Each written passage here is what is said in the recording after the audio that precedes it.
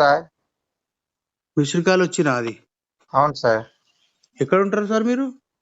మాది వైజాగ్ సార్. అరే రే వైజాగ్, నేను ఫీడ్ మళ్ళీ వేరే చేసుకున్నాము. ఏం పేరు సార్ మీది? నా పేరు మోహన్ సార్. మోహన్ గారా? అవును సార్. మరి మీ నంబర్ నాతోనే ఎట్లా వచ్చింది?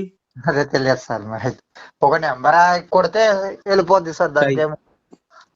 అట్లంటేనంటే అట్లా రాదు కదా. ఫీడింగ్ ఏమో నేను మా వాళ్ళ ఫోన్ నంబర్ ఫీడింగ్ చేసుకున్నా, నీది ఎట్లా వచ్చాయని నేను. అవునవును. మోహనా, క్రైస్తవురా మీరు? ఏండి? క్రిస్టియన్సా? కాదండి, బిజినెస్ సార్. అట్లంటేను మీరు క్రైస్తవులా, హిందువులా, హైందవులా, క్రైస్తవులా అంటున్నా. క్రైస్తవులండి. క్రైస్తవులా? మొత్తం వైజాగ్ అంతా క్రైస్తవమే ఉన్నది. ఉంది సార్. అక్కడ 50% మీద అయిపోయినట్టు క్రైస్తవులు. అవును సార్. బైబిల్ ఎన్ని ఏళ్ళ మీరు పోయి? నేను పోయి 5 years అవుతుంది సార్. 5 years అయిందా? అవును సార్. మీ ఇంట్లో వాళ్ళు మొత్తం పోయినరా, మీ ఫ్యామిలీ మొత్తం? మొత్తం పోయాం సార్. మీరు అంతకుముందు ఏమిటోళ్ళు మీరు? హిందువులే సార్. హిందువులే గాని రెడ్డియా, కాపా, ఎస్సీయా? వాల్మీకి సార్. వాల్మీకి. వాల్మీకియా? అదే అర్జెన్స్ కదా. అవునవును. మళ్ళా అంటే మీకు ఏం ఏం ప్రాబ్లం అయిందని పోలేదు? దేనికి సార్? మీకు ఎందుకు మీకు ఏం బాధలైనాయి పోయిండ్రు మీరు తెలుసుకోవచ్చా అంటున్నా? తెలుసుకోవచ్చండి. చెప్పండి. అంటే ఏ బాధల మీద నిమిత్తం మీరు క్రిస్టియన్స్ కి వచ్చారని అడుగుతున్నారండి? ఏం బాధలలో ఉండి హిందువులకి అందులోకి పోయారు మాకు తెలుసుకుంటుంటా నేను అప్పుడప్పుడు. మోహన్ గారు తప్పు పట్టుకోకండి. తప్పేం లేదు సార్. మీకు ఏమేం బాధలు ఉండే అది చెప్పండి, చెప్తే నేను గ్రహిస్తా. నేను కూడా పోదాం అనుకుంటున్నా. ఏం లేదు సార్, నేను 10 years నుండి మాల వేసాను సార్. వేసినాక డబ్బు అయితే మరి ఖర్చు అయింది, మరి అన్ని అవుతాయి కదా సార్ దాంట్లోనే. ఆ తర్వాత ఒక గోల్ అనుకున్నాను నేను, మా అబ్బాయికి మంచి సీటు దొరకాలి, ఎంతగానో ఇంత పెట్టుబడి పెట్టి నేను చదివిస్తానన్న ఆలోచన ఒకటి వచ్చిందండి. అంటే చదువు కొరకు. అయినాక ఆయనకు మరి పెట్టించటవుతుంది. అదే నేను ఇంతకు ముందు మందు తాగేవాడిని సార్. మందు తాగే వాళ్ళు మీ అబ్బాయికి సీట్ రావాలని కోరుకున్నారు, 2 అయినాయి. కోరుకున్నాను. ఆయనకి ఒక 3 years సెంటెన్స్ లో చదివించానండి. ఇంకా చదివించాలంటే ఇంకా పిల్లలు ఉన్నారు కదా, మళ్ళీ వ్యాపారం చేయాలి, వడ్డీ అడిగేంత మనం వ్యాపారం చేస్తాము, పిల్లలకి ఎలా చదివిస్తామన్న ఆలోచన నాకు వచ్చిందండి. వచ్చినాక ఒక రోజు ఏమో వచ్చి ఒక ఇంట్లో వెళ్ళాను, క్రిస్టియన్స్ వాళ్ళ ఇంట్లో. వెళ్ళినాక వాళ్ళు ఒక టీవీ వేసారండి మార్నింగ్. ఆ టీవీ చూశాను. చూసినాక అక్కడ తాగేవాడు వ్యభిచారం, అంటే తాగేవాడు యొక్క పరిస్థితి ఎలా ఉంటది అన్నది గమనించానండి. దాంట్లో ఇంట్లో గొడవలు గాని, డబ్బు పాటు చేయడం గాని, మంచి ఆలోచన లేకపోవడం గాని ఆయన్నే వచ్చింది. వచ్చిన మేము బడే ఇంట్లో వచ్చి సరే అనేసి దాని సన్నిధిలో వెళ్ళిపోయాను సార్, అంతే. నీకు ఎవరు వచ్చి చెప్పలేవు? చర్చికి వచ్చి పాస్టర్ గాని, వేరే క్రైస్తవులు గాని ఎవరు చెప్పలే? ఎవరు చెప్పలేదు, తన సొంత నిర్ణయం సార్. సొంత నిర్ణయంతో తీసుకున్నావా? ఆ తర్వాత సారు ఇంకా బిజినెస్ చేస్తూ చేస్తూ మా అబ్బాయికి మంచి సీట్ కావాలనుకున్నాను, మంచి సీట్ దొరికింది సార్. అయితే మోహన్ గారు చెప్పండి. ఇక్కడ ఏం జరుగుతుంటది అంటే తెలుసా?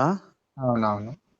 ఇప్పుడు మన హిందువులకి వెళ్ళి క్రైస్తవులకి ఎందుకు పోతున్నారు అంటే, నేను 2 విషయాలు చెప్తా, మీరు చెప్పిండ్రు కదా, నాది వినండి. చెప్పండి. అందులో ఏం రాసి ఉంటది బైబిల్ అంటే, అవును, మీరు ఎలాంటి తప్పులనైనా నేను క్షమించడానికి వచ్చినాను, పాపులను రక్షించడానికి వచ్చినాను. అవును అవును అని అన్ని వరకల ఆ మాటలు రాసే వరకల ఏమైతుందంటే, ఈ తప్పు చేసిన వాళ్ళు ఉంటారు కదా. అవును. మోహన్ గారు చెప్పండి. ఈ తప్పు చేసిన వాళ్ళందరూ ఏం చేస్తున్నారంటే, దొంగతనాలు చేసేవాళ్ళు. చెప్పండి, వినండి, నాది అయిపోని. దొంగతనాలు చేసేవాళ్ళు, తాగుబోతులు, వినండి, చెప్పండి. తాగుబోతులు, దొంగతనాలు చేసేవాళ్ళు, వ్యభిచారం చేసేవాళ్ళు, ఆడివాళ్ళు. అవును. వ్యభిచారం అంటే మొగోడు తెలియకుండా ఇంకొంతోటి లింక్ ఉంటుంది చూడు, బయట బయట. అవును. వీళ్ళందరూ పోతున్నారు తెలియక. అదొక పాయింట్ మీద. ఏ పాయింట్ మీద?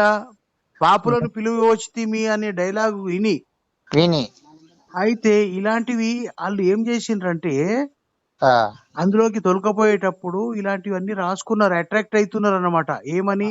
మా దేవుడు అన్ని సమస్తం తీసేస్తాడు అనే వరకు ఎవరికైనా ఆశ ఉంటది.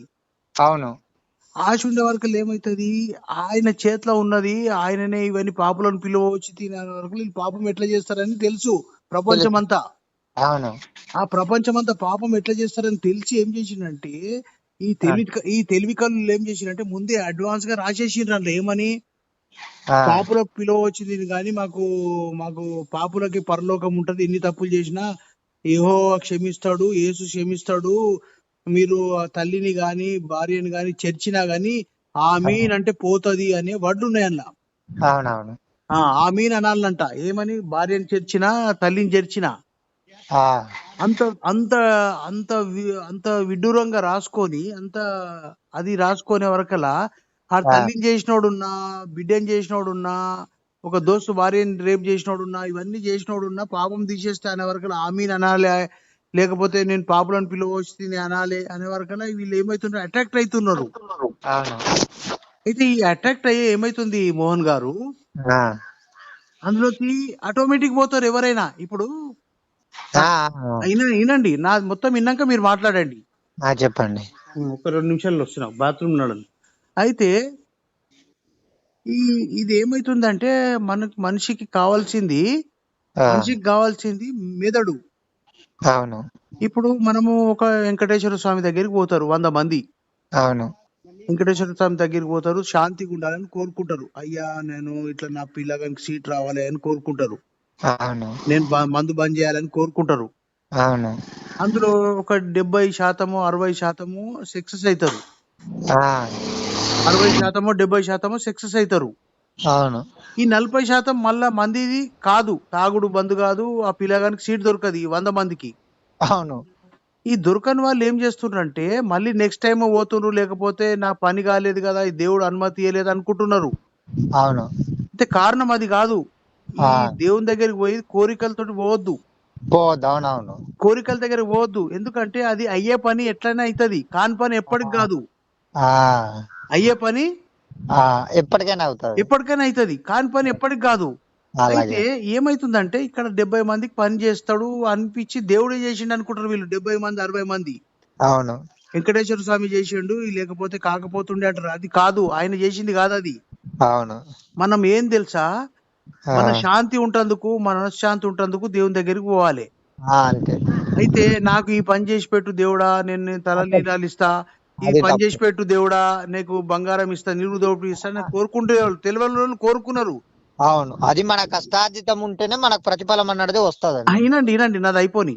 ఆ, ఇప్పుడు ఇప్పుడు ఈ సెక్యులర్ హిందువులు ఎవరంటే, సెక్యులర్ హిందువులు అంటే ఏం తెలుసా, అన్ని ఆ, దేవుళ్ళు సమానం అనే వాళ్ళు ఏం ఆ, చేస్తారంటే, అవును నాకు వెంకటేశ్వర స్వామి దగ్గర పోయినా నాకు ఈ పని లేదు, నాకు ఈ ఆ, పని కాలేదు అని ఆ 40 మంది ఉంటారు కదా, 50 మంది ఉంటారు కదా, ఆ, వీళ్ళు సెక్యులర్ తయారైపోతుండ్రు. ఎవరు? ఆ పని కానోళ్ళు. ఆ, ఈ పని అయిన వాళ్ళు ఏమవుతుంది, మా వెంకటేశ్వర స్వామి మాకు మాట విన్నాడు, ఆయన ఆ, ఆయన మాట విన్నందుకే మేము మా పిల్లగాని పేరు శ్రీనివాస్ పెట్టినాము, వెంకటేష్ పెట్టినాము అని పేర్లు పెట్టుకొని సంతోషపడుతున్నారు. అవునవును ఆయన మీద నెట్టేస్తున్నారు. ఆ, అయితే మనకు భగవంతుడు ఏం చెప్పిండు, శ్రీకృష్ణుడు ఏం చెప్పిండు అంటే భగవద్గీతలో, ఆ, కర్మలను చేయుట కర్మలను చేయుటయందే నీకు అధికారము కలదు, కానీ వాని ఫలితం పైన లేదు. అవును నీ కర్మలను చేయటానికి నీకు అధికారం లేదు, కానీ వాని ఫలితం పైన లేదు. నువ్వు కర్మలు చేయటం మానరాదు అంటుండు మళ్ళా. ఆ, ఇప్పుడు కర్మణ్యే వాధికారస్తే మా బలేషు కదాచన. ఆ, అంటే మనం ఏదైతే కర్మలు మనం చేస్తామో కర్మలను చేయటానికి నీకు అధికారం కలదు, కానీ వాని ఫలితం పైన లేదంటుండు. నువ్వు కర్మలు పని చేసుకుంటావో ఆ, ఆ ఫలితం నేను ఇస్తా అవును అనేది మన దేవుని నైజం అది. అవును ఏం పని చేస్తావో, నువ్వు ఏం కొట్లాడుతావో ఆ ఫలితము నువ్వు ఏమి ఇవ్వాలో నేను జడ్జిమెంట్ చేస్తా ఆ, అనేది మనది. ఆ, వాళ్ళది ఏం తెలుసా, ఇప్పుడు డిఫరెన్స్ ఏం తెలుసా, ఆ, నేను పాపులను పిలవచ్చి తిని గాని నాకు మంచి వాళ్ళని పిలవరాలేదు అని అంటుండు మోహన్ గారు. ఆ, అవును అయితే ఇక్కడ ఏం రాసిందంటే మన దానికి అపోజిట్ రాసుకొని ఆ, మోహన్ గారు అపోజిట్ రాసుకొని ఈ జనాలందరినీ మత మార్పిడి చేసేసింది ఆ బుక్. అవును. అయితే మత మార్పిడి చేసింది కదా, అందులోకి వెళ్ళి ఒకసారి పోతే మనను వాళ్ళు విగ్రహారాధన తప్పంటారు. మళ్ళా ఆ, విగ్రహారాధన చేసేది కూడా మళ్ళా క్రైస్తవులే. ఆ, ఈ విగ్రహారాధన అనేది అంటే ఏంది? యేసు ప్రభువే. అవును. యేసు ప్రభు విగ్రహమే కదా, చనిపోయినా బతుకున్నా ఆయన విగ్రహం కనిపిస్తుంది కదా. అవునవును, విగ్రహం ఉన్నారు. ఏహో విగ్రహం కనిపించేది, ఆ, ఏహో విగ్రహం కనిపించేది. ఆయన విగ్రహారాధనకు వ్యతిరేక ఆయన యెహోవా. అవును. ఏంది విగ్రహారాధన చేయొద్దని ఉన్న దానిలో బైబిల్లా. ఉంది ఉంది. అయితే విగ్రహారాధన తప్పు మోహన్ గారు. విగ్రహారాధన ఎవరు? యేసు ప్రభు. సిల్వ యేసు ప్రభు, అవును. మరియా మరియా టెంపుల్, ఇవన్నీ విగ్రహారాధన. అవును. మళ్ళా విగ్రహారాధనకు వచ్చేసిండ్రు మళ్ళా క్రైస్తవులు. ఆ, విగ్రహారాధన తప్పని రాసుకుంది క్రైస్తవులే, అవును. మళ్ళీ విగ్రహారాధనకు వచ్చేసిండ్రు. ఆ, ఇది ఎంత మోసం జరుగుతుంది తెలుసా? అవునవును. అయితే ఇలాంటివి మనం మళ్ళా మాట్లాడదాము. నేను ఒక మనిషి వచ్చిండు, మళ్ళా మాట్లాడతా. నువ్వు అలాగే ఒక 5 నిమిషాలైనాక చేస్తాను, ఫ్రీ అయినాక చెయ్యి. అలాగే అలాగే నీకు కొన్ని విషయాలు నీకు చెప్తా, షేర్ చేసుకుంటా నీతోటి. అలాగే అలాగే అలాగే. సరే సరే సరే. సరే.